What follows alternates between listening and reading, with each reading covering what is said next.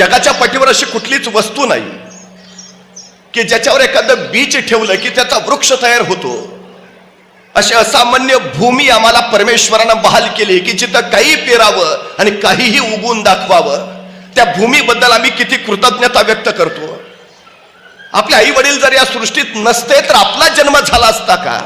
ज्यांच्यामुळं आपण जन्माला आलो, ज्यांच्यामुळं आपण आहोत, ज्यांच्यामुळं आपल्या जगण्याला आकार मिळाला, ज्यांच्यामुळं आपल्या जगण्याला आधार निर्माण झाला, त्या आई वडिलांच्या बद्दल कृतज्ञता व्यक्त करणं हे आपल्या आयुष्याचं सगळ्यात मोठं सार्थक आहे. माणसं स्वतःचे आयुष्य कशी घडवायची, कशी घडवली याच्यावर चिंतन मंथन करतात, पण आपल्याला जन्माला घालणारे आणि ज्यांनी आपलं आयुष्य घडवलं त्या माता पित्यांचा विचार किती जण करतात हा सगळ्यात मोठा चिंतनाचा विषय आहे. बंधुत्वाचं नातं काय, आत्मीयतेचं नातं काय, स्नेहाचं, मायेचं, प्रेमाचं, जिव्हाळ्याचं आपलं नातं काय हे प्रभू श्री राम सांगतात. जीवापाड प्रेम करणं म्हणजे काय, आपलेपणा जोपासणं म्हणजे काय हे प्रभू श्रीराम सांगतात. तुम्ही आयुष्यात बाकी काही नाही केलं तरी चालेल, माता पित्यांसारखा दुसरा ईश्वरच नाही ही सगळ्यात मोठी वस्तुस्थिती आहे. तुम्ही काय करायला हवं?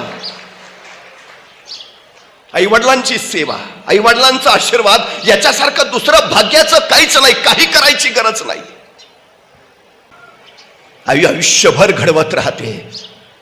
पिता पहाडासारखा पाठीशी उभा राहतो, त्यावेळी मूल घडतं. ही सगळ्यात मोठी वस्तुस्थिती आहे.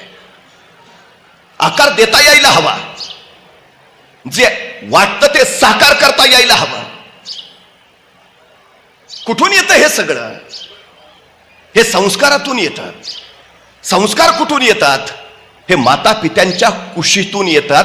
हे सगळ्यात महत्वाचं आहे. अडचण अशी आहे की माता पिता असताना त्यांची किंमत आम्हाला कळत नाही आणि माता पिता गेल्यावर मग कशालाच किंमत राहत नाही. ही सगळ्यात मोठी गोष्ट आहे. नुसते असा बस, नुसतं असणं सुद्धा किती महत्वाचं आहे हे ज्यांना आई बाप नाहीत त्यांना एकदा विचारून पहा. योग्य वेळी योग्य त्या गोष्टी मिळाल्या म्हणजे माणसं घडतात. ही सगळ्यात मोठी वस्तुस्थिती आहे. मी का बिघडलो माहिती आहे? मी जन्माला आलो आणि माझी आई माझ्यापासून हिरावली गेली. मी चालायला लागलो आणि माझे वडील माझ्यापासून नियतीनं हिरावले गेले. मला आधार देणारं, घडवणारं, संस्कार देणारं, जगवणारं कुणी नव्हतं. कुशीत घ्यावं आणि दूध भात चारावा ते आईचे हात मला कधी लाभले नाहीत. ज्यांचं बोट धरावं आणि सामाजिक नीती नियमांचे संकेत शिकावे असा बाप मला कधी लाभला नाही. मी आज जो आहे ना तो फक्त आणि फक्त आई बाप नसल्यामुळे आहे. वाल्याचा वाल्मिकी होतो जर योग्य साथ, आधार, संस्कार लाभला तर. पण वाल्मिकीचा वाल्या व्हायला सुद्धा वेळ लागत नाही जर पाठीशी सावरणारं कुणी नसलं तर.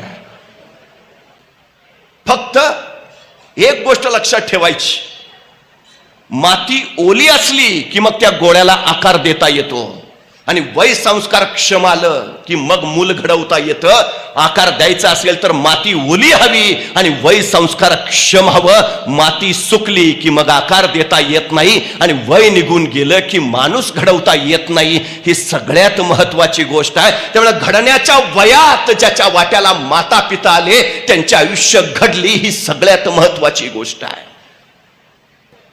जगाच्या पाठीवर सगळ्यात जास्त त्याग जर करणारी व्यक्ती कोण असेल तर ती असते आई आणि बाप.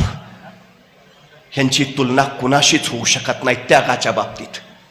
हे फक्त देत राहतात फक्त घेणं माहितीच नाही आहे ना, अजिबात नाही. आईनं कधी हिशोब मांडलाय? तुला 9 महिने पोटात सांभाळला, तुला 9 महिने दूध पाजलं, तुला चालायला शिकवलं, बोलायला शिकवलं, तुला नाही. कधीच हिशोब मांडत नाही. मुलानं वडिलांकडे फक्त मागावं, बाबा हे हवं. परिस्थिती असेल नसेल, पोटाला चिमटा काढेल पण बाप पोराला हवं ते आणून देईल. देणारा माता आणि पिता हा देणारा वर्ग आहे. घेत नाही काही, अजिबात नाही, अपेक्षाही नाही. भगवान श्रीकृष्ण आम्हाला निष्काम कर्मयोग सांगतात. निष्काम कर्मयोग, अपेक्षा नसणारं कर्म करा, फलाची अपेक्षाच करू नका. या जगात फक्त दोनच व्यक्ती फलाची अपेक्षा न करता कर्म करतात. एका व्यक्तीचं नाव आहे आई आणि दुसऱ्या व्यक्तीचं नाव आहे वडील, ज्यांच्या कार्यात कधीच फळाची अपेक्षाच नसते, विषयच नाही, अजिबात नाही. देणं फक्त यांच्याकडनं शिकावं, त्याग यांच्याकडनं शिकावा, समर्पण यांच्याकडनं शिकावं. हे सगळ्यात महत्वाचं. आम्ही काय शिकतो? अडचण काय आमची झाली? ज्या काळात माझ्या महाराष्ट्रातली पोरं शिकली नव्हती त्या काळात माझ्या महाराष्ट्रात एकही वृद्धाश्रम नव्हता. पण माझ्या महाराष्ट्रातली पोरं शिकली आणि तालुक्याला वृद्धाश्रमांची निर्मिती झाली. जा एखाद्या वृद्धाश्रमात काही वृद्ध जोडपी खितपत पडलेली दिसतील, सहज एखाद्या वृद्धाला प्रश्न विचारा, तुमची मुलं काय करतात? त्या वृद्धाश्रमातला तो म्हातारा सांगेल, माझा पोरगा डॉक्टर आहे, माझा पोरगा इंजिनियर आहे, माझा पोरगा वकील आहे, माझा पोरगा प्राध्यापक आहे. पण त्या वृद्धाश्रमातला एकही म्हातारा तुम्हाला असं नाही म्हणणार की माझा पोरगा अडाणी शेतकरी आहे. कारण शेतकऱ्याचे आई बाप कधीच वृद्धाश्रमात जात नाहीत. ही सगळ्यात मोठी वस्तुस्थिती आहे, सगळ्यात मोठी. कुठलं शिक्षण देतो आम्ही?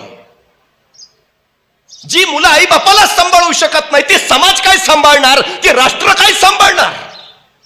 बर जे फक्त देतच आलेत काय बाकी? आपण जन्माला आलो, डोळे उघडले त्यावेळी आपल्या सोबत आपले आई वडील होते. त्या आई वडिलांची इच्छा फक्त एवढीच असते की आम्ही डोळे मिटताना आमच्यापाशी फक्त तुम्ही असा, बस, बाकी काही नको आहे.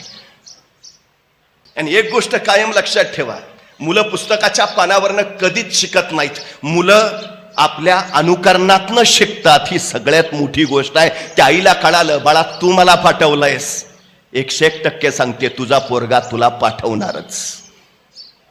काय पेरतो आम्ही तेच उगवतं, दुसरं उगवतच नाही. तुम्ही पेरूचं बी पेरलंय ना, पेरूच उगेल. पेरूचं बी पेरल्यावर चिंच लागणार नाही, हे पहिलं लक्षात ठेवायला हवं. नैसर्गिक सूत्र त्या आई ते सांगते त्याला. छत्रपती शिवाजी महाराज कुणाच्याही पोटी जन्माला येत नाहीत, त्याला शहाजीराजे व्हावं लागतं. माऊली ज्ञानेश्वर कुणाच्याही अंगणात खेळत नाहीत, त्याला विठ्ठलपंत बनावं लागतं. जगद्गुरु तुकोबा कुठेही जन्माला येत नाहीत, त्याला बोल्लोबा असावं लागतं. आपला बाप कोण असेल हे आपल्या हातात नसतं, पण आपण कुणाचं बाप व्हावं हे आपल्याच हातात असतं. ही सगळ्यात मोठी वस्तुस्थिती आहे. समाज घडवणं, मुलं घडवणं हे आपल्या हातात आहे. आम्ही तो विचार केला पाहिजे. आमच्या जगण्याला जर आकार देता आला तर उद्याच्या पिढ्यांना आकार आपोआप देता येतो. ही सगळ्यात मोठी गोष्ट आहे. आमचं जगणं तसं आम्ही घडवायला हवं. सगळ्यात महत्वाचं काय संस्कार देतो आम्ही? 50 वर्षाचं आयुष्य आहे छत्रपती शिवाजी महाराजांचं, पण या 50 वर्षाच्या आयुष्यात एकही घटना अशी नाही, एकही प्रसंग असा नाही की ज्याचं महाराजांनी नियोजन केलं नाही. अहो ते जाऊ द्या, आईच्या गर्भात असतानाच ज्यांच्या आयुष्याचं नियोजन ठरलंय असा जर कुणी महापुरुष या सृष्टीत जन्माला आला असेल तर छत्रपती शिवाजी महाराजांशिवाय दुसरं नाव नाही. ही सगळ्यात मोठी गोष्ट आहे. म्हणजे जन्माला यायच्या आधीच ठरलंय का जन्माला यायचंय, जन्माला यायच्या आधीच ठरलंय जन्माला येऊन काय करायचंय, सगळं ठरवलंय माता पित्याने. का जन्माला यायचंय? शिवनेरीवर शिवाई देवीला साकडं घालताना मासाहेब काय सांगतात? आई पुत्र दे, रयतेच्या डोईवर सुखाचं छत्र ठेवणारा. आई पुत्र दे, अन्याय अत्याचाराचा नायनाट करणारा. आई पुत्र दे, जनसामान्यांचे प्रश्न सोडवणारा. अहो आपल्या मुलाचं नाव तरी काय ठेवावं मासाहेबांनी? शिवाजी. का? संस्कार कसा असतो बघा.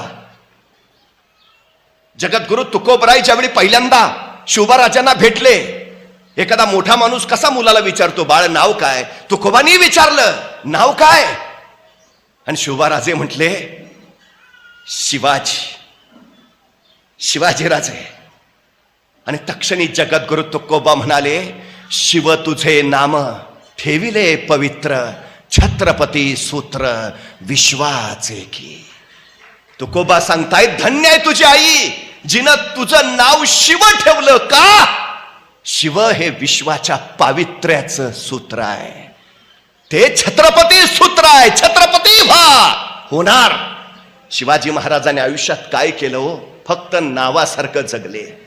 मासाहेबांना पुत्र हवा होता, त्या शंभू महादेवासारखा जो स्वतः स्मशानात राहील पण रयतेच्या डोईवर सुखाचं छत्र ठेवेल. मासाहेबांना पुत्र हवा होता त्या शंकरासारखा जो अन्यायाच्या विरुद्ध तिसरा नेत्र उगाडून धावत जाईल. मासाहेबांना पुत्र हवा होता त्या शंभू महादेवासारखा जो स्वतःच्या जटेत गंगा पेलेल आणि जनसामान्यांची तृष्णा भागवेल. म्हणून मासाहेबांनी आपल्या पुत्राचं नाव ठेवलं शिव.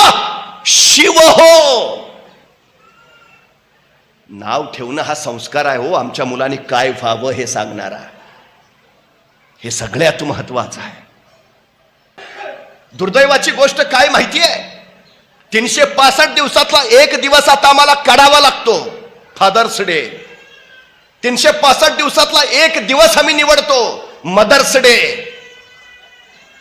म्हणजे 365 दिवसात तुम्हाला एक दिवस काढावा लागतो आणि सांगावं लागतं, आई आमचं तुझ्यावर प्रेम आहे. आणि उरलेले 364 दिवस काय करता मग?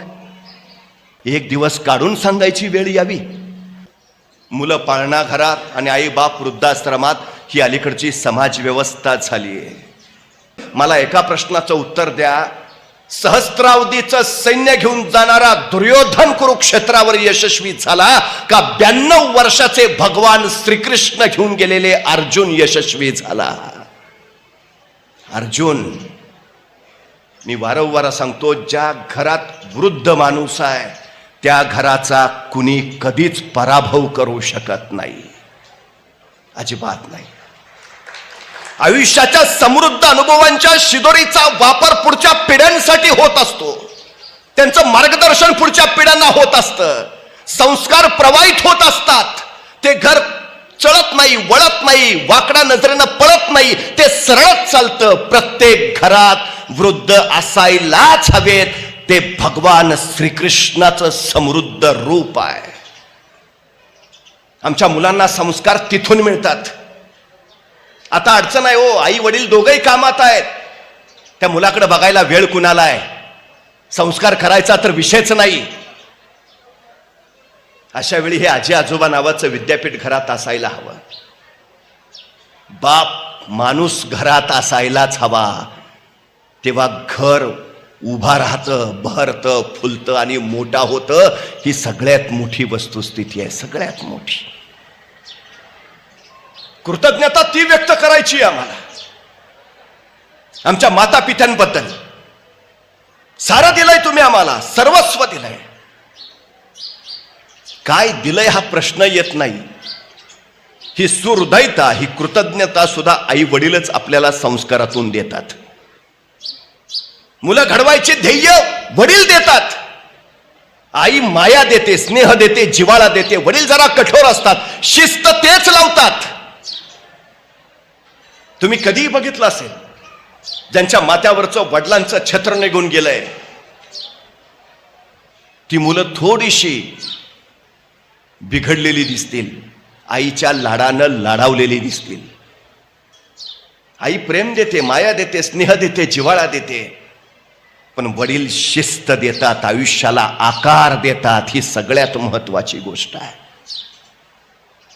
आपली जबाबदारी ती आहे, त्यातून इतिहास घडतो. छत्रपती शिवाजी महाराज जन्माला यायच्या अगोदर माता पित्यांनी त्यांच्या आयुष्याचं नियोजन करून ठेवलंय. 12 वर्षापर्यंत शहाजी राजांनी पिता म्हणून त्यांना जे शिक्षण द्यायचं होतं ते सगळं शिक्षण दिलं.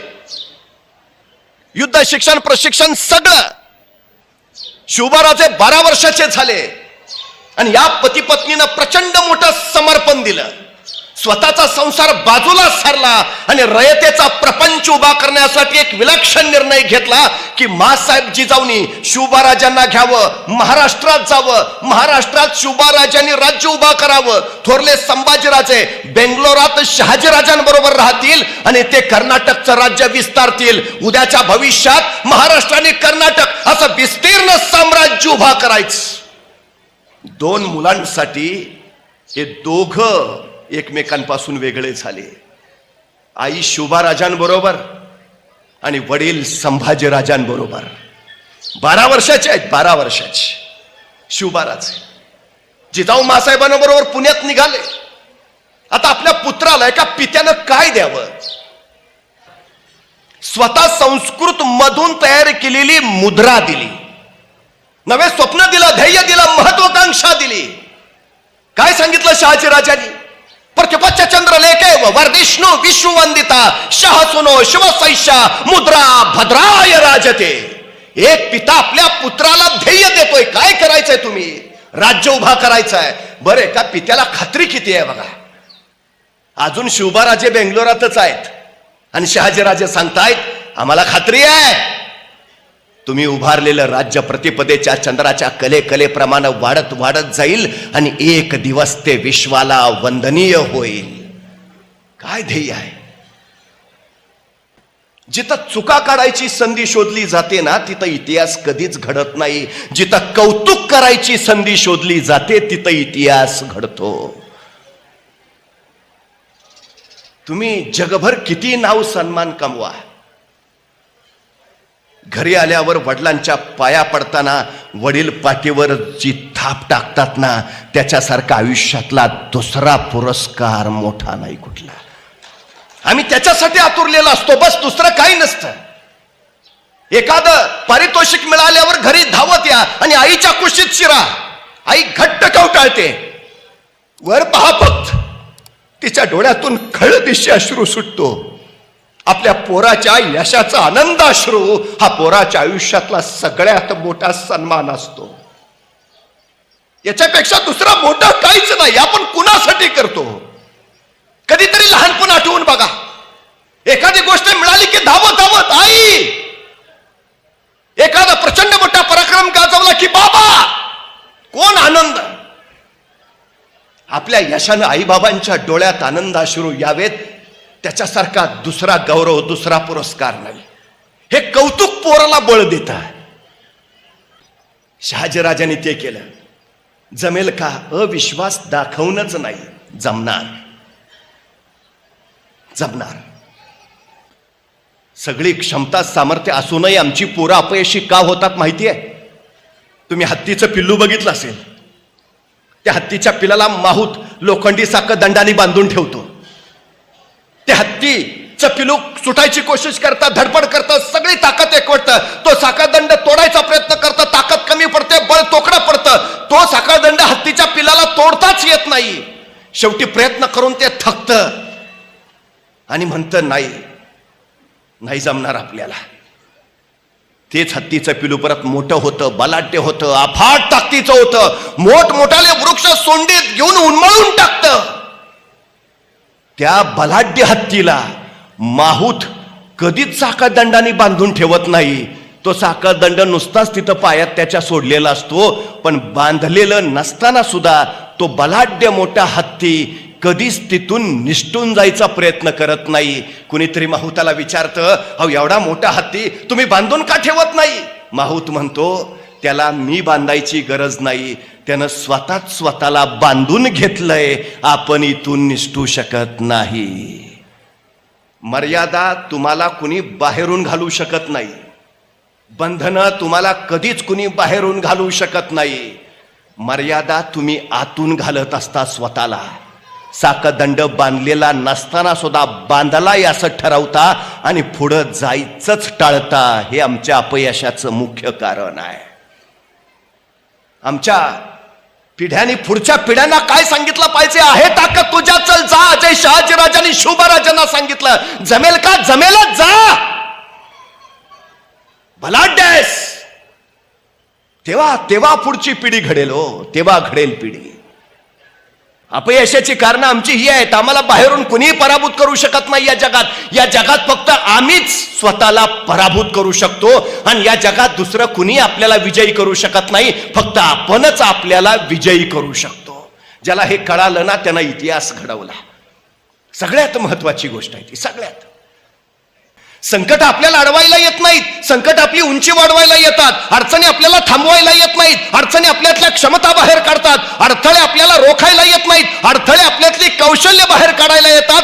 अडचणी, संकट, अडथळे यायलाच हव्यात, त्याशिवाय आमचं व्यक्तित्वच घडत नाही. ही सगळ्यात महत्वाची गोष्ट आहे. सावलीत ठेवूच नका पोरांना. बाप म्हणून त्यांना त्यांचा संघर्ष करू द्या. हे सगळ्यात महत्वाचं आहे. सगळ्यात हे ज्याला कळाला तो तो तो घडतो. मी फिजिक्सचा प्राध्यापक आहे, भौतिकशास्त्र शिकवतो. काय शिकवतो? Newton's law, Einstein's formula, Edison's rule. मला प्रश्न पडतो, हेच का शिकवायचं सारखं? Newton's law, Einstein's formula, Edison's rule. मला वाटतं बरं झालं ते सफरचंदाच्या झाडाखाली न्यूटनच बसला होता. ते सफरचंद खाली पडलं आणि त्याला प्रश्न तरी पडला ते खालीच का पडलं. मग गुरुत्वाकर्षणाचा शोध लागला. आपल्यातला कोणी बसला असता तर तो बसला असताना पडला असतं सफरचंद खाली. काय प्रश्न पडला असता त्याला? बरं झालं मी असतानाच पडला. दुसरा प्रश्न, बरं झालं आणखी कोणी नाही, अकेले अकेले खाएंगे. आणि तिसरा प्रश्न जर त्यांनी वडिलांना विचारलंच, बाबा सफरचंद खाली का पडलं? बाबा म्हणणार, खाना मुकाट्यानं, का डोक्याला ताप देतो? हाय ते व्याप कमी आहेत का? संपला आमचा न्यूटन सफरचंदाच्या झाडाखालीच. जिज्ञासा वाढवली पाहिजे, प्रश्न पडले पाहिजेत, उत्तरं शोधता आली पाहिजेत, उत्तरं देता आली पाहिजेत. तेव्हा जगणं घडतं. पित्यानं काय करायचं असतं? जबाबदारीचं भान द्यायचं असतं पुढच्या पिढ्यांना. शहाजीराजांनी ते दिलं. पण ध्यानी ठेवा शिवभाराचे, हा भगवा पेलणं कुणालाही शक्य होत नाही. मनगटात रग आणि छातीत धग असावी लागते त्यासाठी. कारण हा भगवा साधा नाही. हा भगवा भगवान श्रीकृष्णांचा, हा भगवा प्रभू श्री रामचंद्रांचा, हा भगवा रामकृष्ण हरी म्हणत वारीला जाणाऱ्या वारकऱ्यांचा, हा भगवा हर हर महादेव म्हणत रणांगणावर उसळणाऱ्या धारकऱ्यांचा, हा भगवा त्यागाचा, शौर्याचा, पराक्रमाचा, अस्मितेचा आणि विश्वासाचा राजे. हा भगवा डौलानं फडकत राहू द्या. एक पिता काय देतोय संस्कार? शहाजी राजांनी तो विश्वास दिलाय आपल्या पुत्रात. हा भगवा तुमच्या राज्याचा आहे, न्याय देईल हे राज्य, विश्वास देईल. काय संस्कार आहे तो? आमच्या पोरांना हे संस्कार द्यावं. बाप आम्हाला दुसरं काही नाही मागत, त्यांनी त्याचं सगळं विश्व उभा केलंय, तुमच्यासाठी समर्पित करून त्यांचा विश्व उभा करण्यासाठी धडपडलाय. काही अपेक्षा नसते. फक्त जे नाव दिलंय ना, ते नाव फडकत ठेवा, तेवढी अपेक्षा असते बापाची, बाकी काही नाही. माता पित्यांकडनं शिकण्याचा एकच गुण आहे आमच्याकडे. देवकी होणं कुणालाही जमतं, यशोदा होता आलं पाहिजे.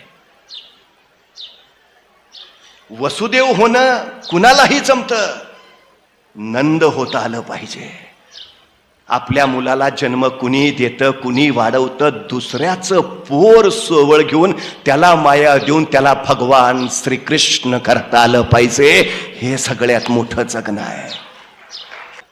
या जगात फक्त आई आणि वडील हे दोघच आहेत जे फक्त देत राहतात, देत राहतात, देत राहतात. रॉकफेलर नावाचा एक प्रचंड मोठा उद्योगपती होता. शून्यातनं विश्व उभा केलं. वयाच्या 52व्या वर्षी त्याला अचानक कसला तरी आजार जडला, हॉस्पिटलमध्ये नेलं. त्यावेळी त्याची संपत्ती जगात सगळ्यात जास्त होती, जगातला सगळ्यात श्रीमंत रॉकफेलर. डॉक्टरांनी सांगितलं तुम्ही आता फार काळ जगत नाही. 52व्या वर्षी डॉक्टरांनी सांगितलं की जास्तीत जास्त 6 महिने राहिलेत तुमचे. त्या दिवशी रॉकफेलर घरी आला, स्वतःच्या मुलाबाळांना जवळ बोलावलं, रॉकफेलर फाउंडेशन नावाची संस्था स्थापन केली आणि 6 महिने राहिलेत.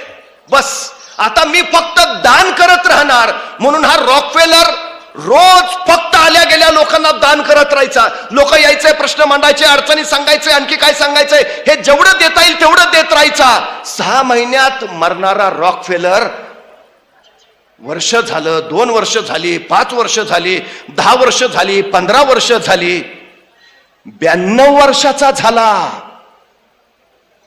रॉकफेलर ठणठणीत होता आणि 52 ते 92 फक्त तो संपत्ती वाटत होता. त्याची संपत्ती किती कमी झाली होती? 52व्या वर्षी जेवढी त्याची संपत्ती होती त्याच्या 15 पट संपत्ती त्याची 92व्या वर्षी होती. कमी तर झाली नव्हतीच, 15 पट वाढली होती. आणि देण्यानं सगळ्यात महत्वाचं त्याचं आयुष्य वाढलं होतं. एक बाई डोक्यावर हंडा घेऊन 5 किलोमीटर पाण्यासाठी वणवण करत जायची. दूरवर तिथल्या झऱ्यावरनं पाणी आणायची आणि मग 5 किलोमीटर परत वणवण करत उन्हातानाची घरी यायची. येता येता अचानक वाटेत एक माणूस भेटला. म्हटला, ताई घसा गोरडा पडलाय, घोटभर पाणी देतेस का? त्या माऊलीने विचार नाही केला, डोक्यावरचा हंडा लगेच खाली घेतला. त्या सद्ग्रस्ताला ओंजाळभर पाणी दिलं. तृप्ततेनं त्याने पाणी पिलं. हंडा परत डोक्यावर घेतला. ती पुढे निघाली. काही अंतर आली, परत एक जण भेटला. आई आत्ताच जेवलो पण घसा ओला करायला पाणी नाही, पाणी देतेस? ही चिडली नाही, संतापली नाही. तर तुझ्यासाठी 5 कोस वणवण करायला गेले वय तुला पाणी द्यायला, सर बाजूला. अजिबात म्हटली नाही. शांतपणे डोक्यावरचा हंडा काढला. त्याही माणसाला तिनं पाणी दिलं. तो पाणी पिला, हंडा डोक्यावर घेतला, परत निघाली. वाटेत आणखी माणसं भेटली, पाणी मागत राहिली. ही पाणी वाटत राहिली, घराजवळ पोचली. त्यावेळी या माऊलीच्या डोक्यावरचा हंडा रिकामा झाला होता. हातातलं कॅन तेवढं भरलेलं. दारात पोरगं होतं. पोरानं बघितलं, आईच्या डोक्यावरचा हंडा रिकामा आहे पण हातातलं कॅन भरलंय. पोराच्या लक्षात आलं, ज्यार्थी हातातलं कॅन पाण्यानं भरलंय याचा अर्थ आई झऱ्यावरनं जाऊन आली. पण ज्यार्थी डोक्यावरचा हंडा रिकामा आहे याचा अर्थ आई येता येता पाणी वाटत आली. पोरला राग आला. दारात आलेल्या आईला विचारलं, दुसऱ्याला पाणी वाटायला 5 कोस वणवण करत गेलीस का? 5 कोस वणवण करून कुणी सांगितलं दुसऱ्याला पाणी वाटायला? काय गरज होती? तशी ती माऊली आपल्या पोराला शांतपणे म्हणाली, बाळा तुला जगण्याचा सगळ्यात मोठा नियम सांगते. दुसऱ्याला देत राहिलं ना की आपल्या डोक्यावरचं ओझं कमी होतं. बघ ना, मी झऱ्यावर हंडा डोक्यावर घेतला त्यावेळी हंड्याचं किती ओझं होतं. येता येता मी फक्त दुसऱ्याला देत आले, माझ्या डोक्यावरचा हंडा किती हलका झाला. दुसऱ्याला देत राहिलं ना की आपल्या डोक्यावरचं ओझं कमी होतं. माणसं कीर्ती घेणाऱ्यांची सांगत नाहीत, माणसं कीर्ती देणाऱ्यांची गातात. हे आयुष्याचं सगळ्यात मोठं सत्य आहे. आमच्या पुढच्या पिढींना ते सांगा आणि जे दिलंय ते राखायला शिकवा. आमची अडचण सगळ्यात मोठी ती आहे हो. जगाच्या पाठीवर खरंच असं यंत्र नाही की ज्यात भाकरी टाकली की रक्त बाहेर येतं. केवढं अद्भुत शरीर आम्हाला आमच्या माता पित्यांनी दिलंय. काय खर्च करावा लागला हो त्यासाठी आम्हाला. आम्ही जपतो. एखाद्या माणसाला हार्ट अटॅक येतो, बायपास करावी लागते. बायपास करायची म्हणजे हृदयाची खराब झालेली रक्तवाहिनी काढायची आणि तिच्या जागी दुसरी रक्तवाहिनी जोडायची. या शस्त्रक्रियेला खर्च येतो 3 लाख रुपये. म्हणजे आमची एक रक्तवाहिनी केवढ्याला पडली? 3 लाख रुपयाला. आमच्या हृदयाजवळ अशा एकूण 1 लाख रक्तवाहिन्या आहेत. एक रक्तवाहिनी 3 लाखाची तर 1 लाख रक्तवाहिन्याची किंमत किती झाली? 2 डोळे दिलेत आम्हाला. एखादा डोळा बाद होतो, आता नवा डोळा बसवता येतो. एका नव्या डोळ्याची किंमत आहे 15 लाख रुपये. म्हणजे 2 डोळ्याची किंमत झाली 30 लाख रुपये. 2 किडन्या दिल्यात आम्हाला. माणसं नको ते अपेयपान करतात, किडन्या बाद होतात, डायलिसिसवर जातात. डॉक्टर सांगतात किडन्या बदलाव्या लागतील, किडन्या बदलता येतात. एका किडनीची किंमत आहे 40 लाख. म्हणजे 2 किडन्याची किंमत झाली 80 लाख. म्हणजे त्या विधात्यानं जन्माला घालताना आम्हाला 1 लाखाचे रक्तवाहिनी, अशा 1 लाख रक्तवाहिन्या, डोळे 30 लाखाचे, किडन्या 80 लाखाच्या, असं अब्जावधी रुपयांच्या पुढे जाणारं शरीर दिलं. आम्ही या शरीर नावाच्या संपत्तीला जपायचं सोडून कुठल्या संपत्तीच्या मागं लागतो? हा सगळ्यात महत्वाचा प्रश्न आम्ही विचारला पाहिजे. जे आमच्या माता पित्याने आम्हाला शरीर दिलंय ते शरीर आम्ही जपायला पाहिजे. बापाच्या खांद्यावर पोरांची प्रेत यायला लागली हो.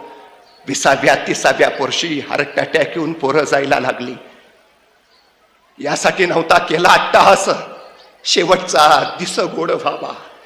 आई बापाची इच्छा काय असते? शेवटचा दिस गोड व्हावा, बस. पुढच्या पिढीनं जगावं, घडावं, मोठं व्हावं. हे आमच्या उद्याच्या पिढ्यांना ते सांगा. मी नेहमी जाता जाता एक गोष्ट सांगतो. नवरा बायको होते. नवरा कामगार, मुंबईत गिरणी कामाला. 40-45 वय असेल. 20 वर्षाचा सुखाचा संसार, नवरा बायकोचं नातं इतकं घट्ट की नवऱ्याला ठेच लागली की बायकोच्या डोळ्यातनं टचकन पाळी याच. बायकोला काय झालं की नवरा हवालदिल व्हायचा, एकमेकांसाठीच जगत होते, सुखानं चाललं होतं सगळं. हा सकाळी 9 वाजता घरातनं बाहेर पडायचा, 9:45 वाजता एका पानाच्या ठेल्यावर जायचा, 2 रुपयाची नोट देऊन 2.25 रुपयाचं एक साधं पान विकत घ्यायचा आणि उरलेले 25 पैसे त्याच पानाच्या ठेल्याच्या शेजारी बसलेल्या भिकाऱ्याच्या थाळीत टाकायचा. 20 वर्ष क्रम चुकला नाही. रोज 9 वाजता घरातनं बाहेर पडणार, 9:15 वाजता पानाच्या ठेल्यावर 2.25 रुपयाचं साधं पान घेणार आणि 2 रुपयाची नोट देऊन परत आलेले 25 पैसे त्याच पानाच्या ठेल्याजवळ बसलेल्या भिकाऱ्याच्या थाळीत टाकणार. 20 वर्ष नेम सगळं सुरळीत व्यवस्थित आनंदात. पण अचानक संसाराला दृष्ट लागली, बायको आजारी पडली, काळजीपोटी यानं तातडीने दवाखान्यात नेलं. डॉक्टरांनी तपासणी केली आणि डॉक्टरांनी सांगितलं तुमच्या बायकोला कॅन्सर आहे. पायाखालची जमीन सरकली, डोक्यावर आभाळ कोसळलं, डोळ्यातनं खळदिशी पाणी सुटलं. त्याने डॉक्टरला विचारलं, डॉक्टर इलाज? डॉक्टर म्हणाले उपचार करावे लागतील, ऑपरेशन करता येईल, पण ऑपरेशनसाठी 1 लाख रुपये तातडीनं भरावे लागतील, तरच तुमची बायको वाचेल. ऑपरेशन झालं तर 1 लाख कुठून आणावे? पोटाची खळगी कशी बशी भरतो आपण, दिवस ढकलतो. ऑपरेशनसाठी 1 लाख आणावे कुठून आणावे त्याला काही कळेना. पण तो डॉक्टर म्हणला, डॉक्टर मी करतो काहीतरी, फक्त माझ्या बायकोला वाचवा, फक्त बायकोला वाचवा. आणि तो तिथून बाहेर पडला. सगळ्या नातेवाईकांची दारं वाजवली, बायको दवाखान्यात आहे, ऑपरेशन करायचं आहे, 1 लाख हवी आहेत. नातेवाईकांनी दारं लावून घेतली.